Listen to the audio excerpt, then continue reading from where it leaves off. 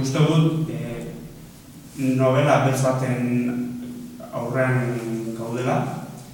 Erritmo bizikoa, elkarrizketa biziak, narrazio biziak, ekintzaz betea, eta hildakoa daude novela beltz guztietan bezala, eta aldi berean nabarmenduko nuke dramarekin batera umoreaz.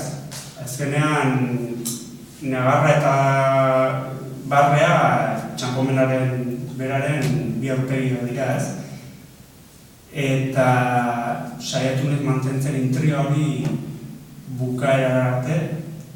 Eta nik ustea azkenean ikertzailearen Mikel Egileor bere baditu halako zera batzuk bere bizitza pertsonalean eta lehena osan dugu lanean ere lanetik kanporatua eta bizitza pertsonalean ere arazoa baditu eta bada satisfaziotik zabal badauka, ez? Eta horrek berak mugitzen du ikerketa horietan buru belarri sartzera eta azkenean bere ikerketak dira gizartea disekzionatzeko modu bat, ez?